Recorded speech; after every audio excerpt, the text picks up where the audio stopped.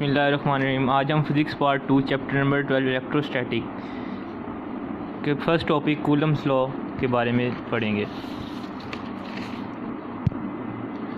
Coulomb's law की definition में जैसा कि हम पढ़ते हैं, the force of attraction and repulsion between two point charges.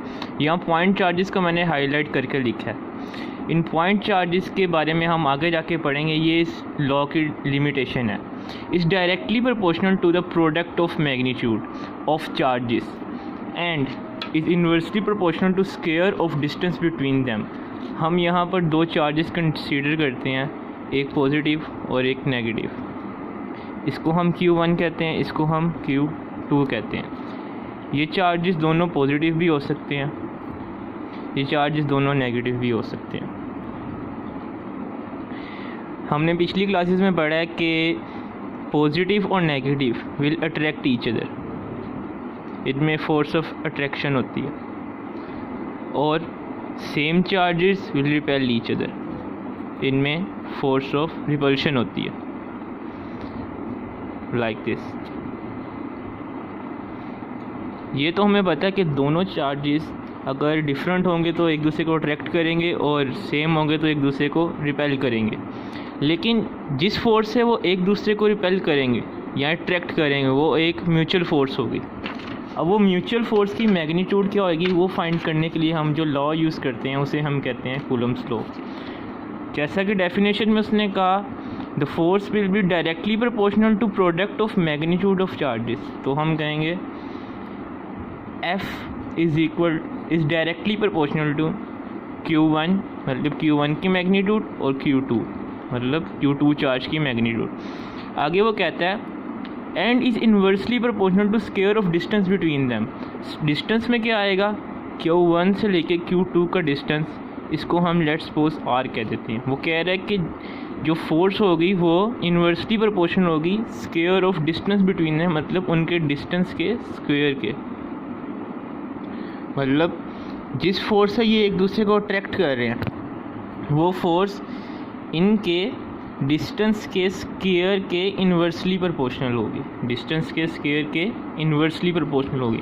अब हम इस इक्वेशन को इकट्ठा करके लिखें तो हम कहेंगे Q1 Q2 over R square. हमें पता है जब हम प्रोपोर्शनैलिटी का साइन ख़त्म करते हैं, इज इक्वल टू लगाते हैं, तो वहाँ पर एक कांस्टेंट आता है, लेट्स सपोज वो K है, Q1 Q2 over R square. अब ये K क्या है, इस K को बताने के लिए ये कांस्टेंट है। इस K की वैल्यू हमारे पास गिवन है, K is equal to 1/4 pi epsilon naught, 1/4 pi epsilon naught. इसके अंदर एप्सिलॉन नॉट के बारे में हमको पता करना है कि एप्सिलॉन नॉट क्या है। ये एप्सिलॉन नॉट हमारे पास परमिटिविटी ऑफ फ्री स्पेस है।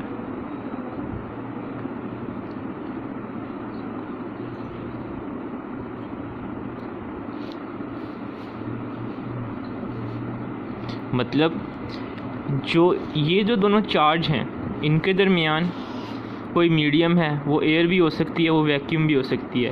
ये एप्सिलॉन नॉट वैक्यूम की परमिटिविटी है, मतलब यहाँ पर कोई मीडियम अभी प्रेजेंट नहीं, ये उसकी परमिटिविटी है।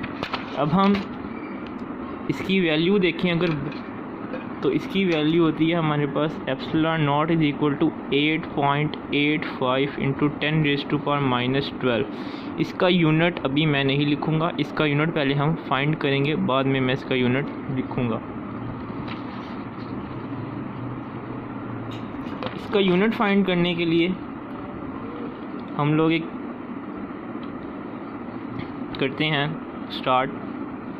हमने कहा जी F is equal to K into Q1 into Q2 over R square, K into Q1 into Q2 over R square. K की जगह मैं इसकी ये वैल्यू पुट कर देता हूँ जो हमने यहाँ पर ये लिखी थी, ये वाली क्या वैल्यू थी K की, यहाँ पर लिखते हैं 1/4 pi epsilon naught. Now put in 1,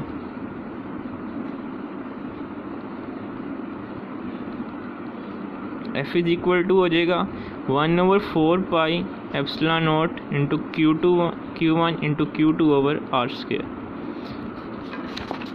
मुझे फाइंड करनी है वैल्यू एप्सिलॉन नॉट का, यूनिट फाइंड करना है, यूनिट फाइंड करना है एप्सिलॉन नॉट का। तो मैं एप्सिलॉन नॉट को फोर्स की जगह ले जाऊँगा और फोर्स को एप्सिलॉन नॉट की जगह ले आऊँगा। मैं इनकी जगह एक्सचेंज कर दूँगा।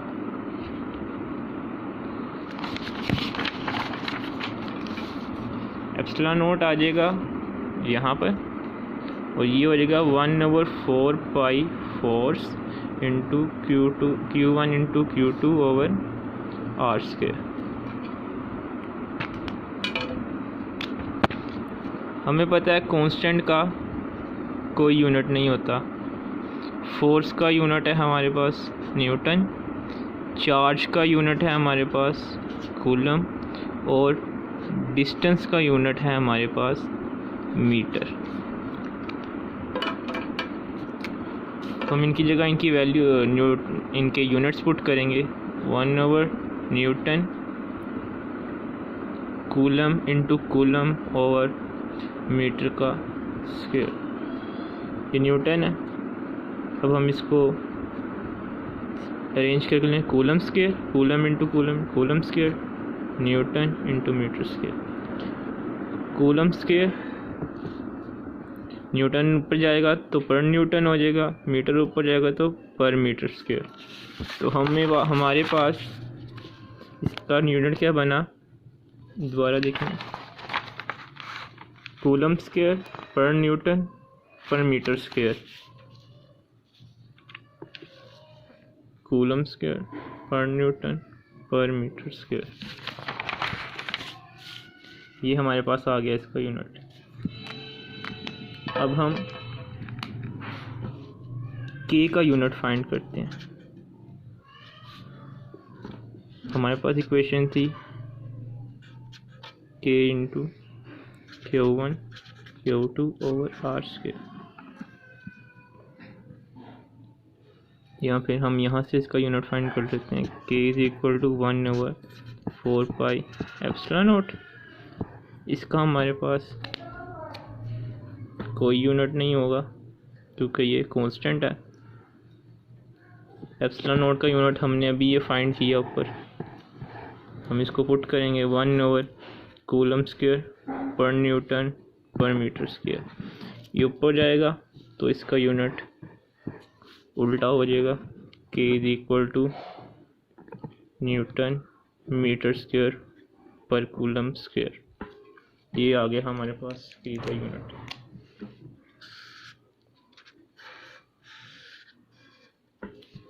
नेक्स्ट हमारे पास आएगी अब इसकी डायग्राम।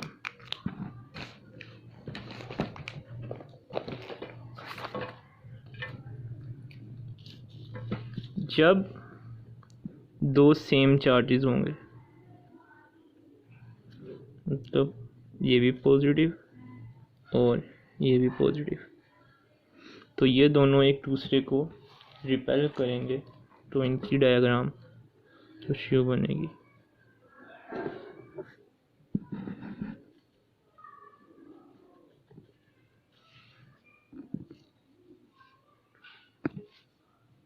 जब ये दोनों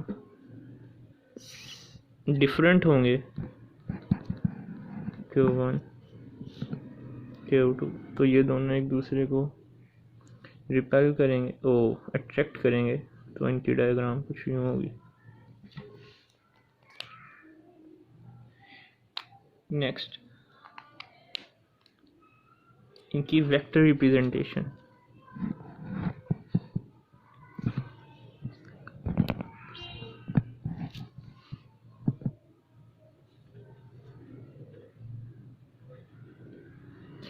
लेट्स सपोज ये एक चार्ज है Q1 और यहाँ पर एक चार्ज है Q2, वो इसके ऊपर कुछ इस तरह फोर्स लगा रहा है। अब एक बात यहाँ याद रखने वाली है कि ये जो फोर्स है हमारे पास कूलम फोर्स, ये म्यूचुअल फोर्स है, मतलब ये इसकी भी फोर्स है Q1 की भी और Q2 का भी कंबाइंड इफेक्ट है। अब हम इसको लिखेंगे किस तरह, Q1 की फोर्स को किस तरह रिप्रेजेंट करेंगे, Q2 की फोर्स को किस तरह रिप्रेजेंट करेंगे। इसको याद रखने का तरीका ये है, फोर्स लिखेंगे हम 2 पे लग रही है तो 2 पहले लगा कौन रहा है 1, तो 1 बाद में। F21 is equal to K Q1 into Q2 over R square. जैसा कि हमें पता है कि फोर्स एक वेक्टर क्वांटिटी है, तो यहाँ पर तो कोई चीज़ वेक्टर नहीं है। इसको वेक्टर बनाने के लिए हम इसके साथ एक यूनिट वेक्टर लगाते हैं।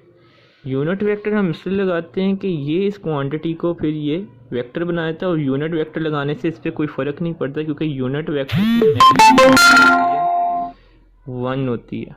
यूनिट वेक्टर की मैग्नीट्यूड 1 होती है, तो 1 इसके साथ मल्टीप्लाई होगा तो इसको कोई फ़र्क नहीं पड़ेगा और ये वेक्टर बन।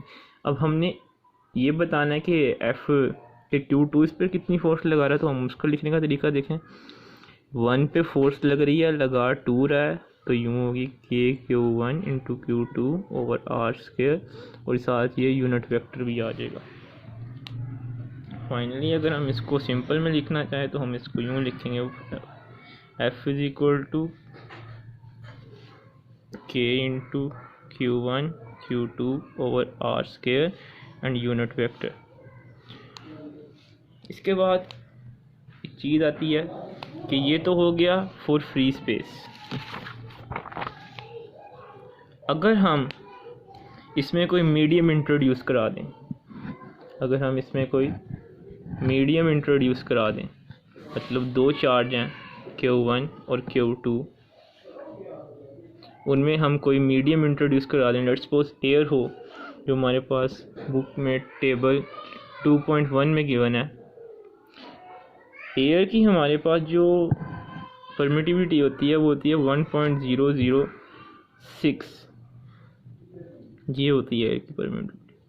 अब इसके इंट्रोड्यूस कराने से हमारी फोर्स पे क्या इफेक्ट पड़ेगा वो हम आपको बताते हैं।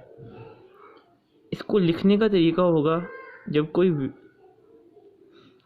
वैक्यूम के अंदर हम वैक्यूम की जगह हमने कोई मीडियम इंट्रोड्यूस करा दिया, तो हम इसको यूँ लिखेंगे, F is equal to 1/4 pi epsilon naught आएगा, लेकिन उसके बाद हम एक रिलेटिव परमिटिविटी डालेंगे, मतलब उस मीडियम की permittivity to Q1 Q2 over R square. अगर मैं ये बुक में नहीं बताया हुआ, अगर मैं आपको बता दूं कि ये किस तरह है, तो ये कुछ यूँ है। रिलेटिव परमिटिविटी निकालने का तरीका है E relative is equal to epsilon naught over epsilon not.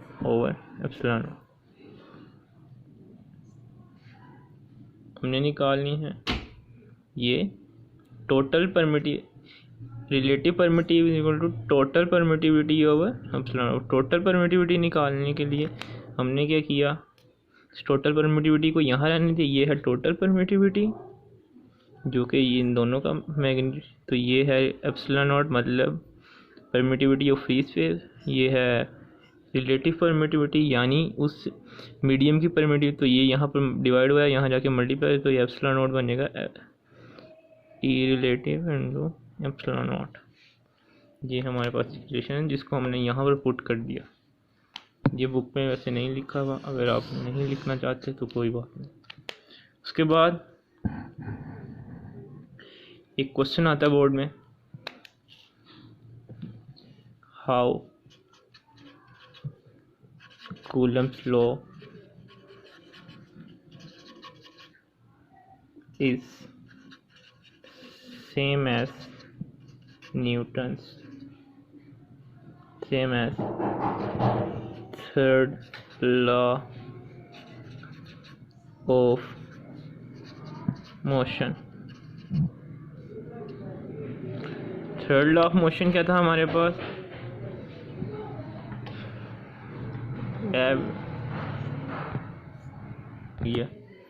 तो इसका आंसर होगा कि देखें F21 यानी 2 पे 1 जो फोर्स लगा रहा है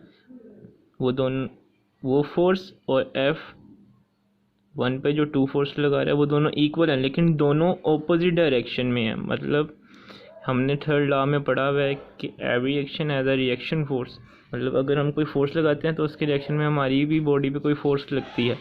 तो वो फोर्स दोनों इक्वल होती हैं, तो F21 is equal to minus F12। तो ये है उसका आंसर कि Q1 जो Q2 पे फोर्स लगा रहा है वो और Q2 जो Q1 पे फोर्स लगा रहा है वो दोनों इक्वल हैं, वो दोनों इक्वल हैं, लेकिन दोनों ऑपोजिट डायरेक्शन में। अगर ये पॉजिटिव है और ये नेगेटिव है तो ये पॉजिटिव यहाँ पर से इसको यूँ अट्रैक्ट कर रहा है और ये इसको, दोनों ऑपोजिट इन डायरेक्शन है, ये इस तरफ लग रही है, ये इस तरफ लग रही है, लेकिन इक्वल इन मैग्नीट्यूड है। तो ये होगा इसका आंसर। तो ये था आज का हमारा लेक्चर। आई होप आपको समझ आया होगा। अल्लाह हाफिज़।